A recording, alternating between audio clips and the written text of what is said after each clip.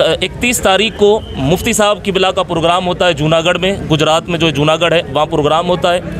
उसके बाद उस प्रोग्राम की एक आखिरी सी छोटी सी एक क्लिप निकाली जाती है। उस क्लिप को लेकर उसे वायरल कर दिया जाता है। वहाँ के एमएलए और वहाँ के जितने और दीगर जो लोग हैं, जो भी लोग इसमें शामिल हैं, वो लोग पुलिस में जाकर इस पर एफआईआर करते हैं, केस दर्ज होता है और वो फौरी तौर पर गुजरात से पुलिस आती है मुंबई और मुफ्ती साहब क़िबला को अरेस्ट करती है बिना किसी नोटिस के।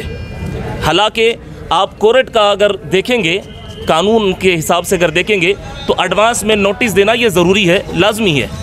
बिना किसी नोटिस के मुफ्ती साहब को अरेस्ट किया जाता है। फिर भी मुफ्ती साहब ने अपनी जानिब से मुकम्मल तौर पर पुलिस को जो है तो ताउन किया। पुलिस की तरफ जो है तो आप गए, आप ले जाना चाहते थे, वो लेकर गए, वहाँ गए। हमारा सिर्फ कहना इतना है, हमने आपको इतना जो है तो ताउन किया, उसके बदले में आपने हमें क्या दिया?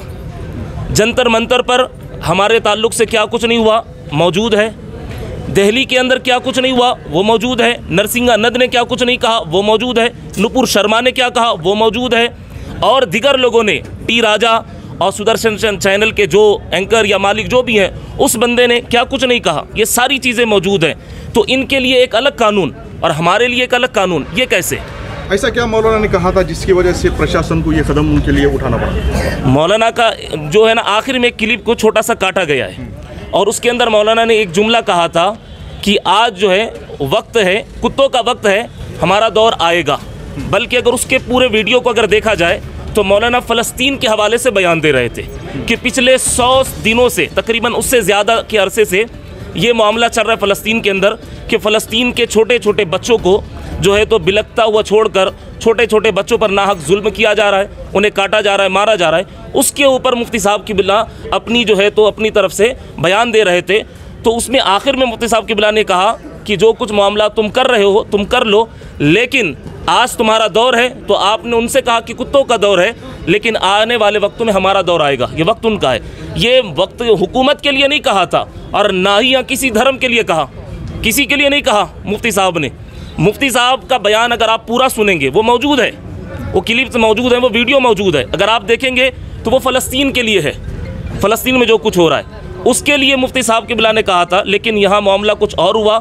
उनके बयान को तोड़ मरोड़ कर पेश किया गया, उन्हें गलत एक लाइन दी गई और उसका फिर आगे आपने देखा कि उसका क्या खामियाजा हमें भुगतना पड़ा। आज जो ये निकाला गया था रज़ाई की टीम की जानिब से, हमने तहसीलदार साहब को ये निवेदन दिए हैं कि मुफ्ती सलमान अज़हरी साहब को फ़ौरन रिहा करे, उन पर जो गुनाह लगाया, कलम लगाया है वो रद्द करे। अगर उनको रिहा न किया गया, उन पे जो कलम लगाए वो रद्द नहीं किए गए, तो हम जेल भरो आंदोलन करेंगे और उपोषण को बैठेंगे। बिला वजह किसी पर जुल्म ना किया जाए, हम जुल्म के ख़िलाफ़ हैं। हम जिस पर भी जुल्म होगा हम वो उसके ख़िलाफ़ हैं। हम जुल्म सहेंगे नहीं और जुल्म होने नहीं देंगे। तो मुफ्ती सलमान अज़हरी साहब पर जुल्म हो रहा है, तो हुकूमत हिंद से हमारी यही मांग है कि जुल्म ना करे, मुफ्ती सलमान अज़हरी साहब को फ़ौरन रिहा करे। अगर रिहा ना किया गया तो हम जेल भरो आंदोलन करेंगे और उपोषण को जगह जगह हम बैठेंगे।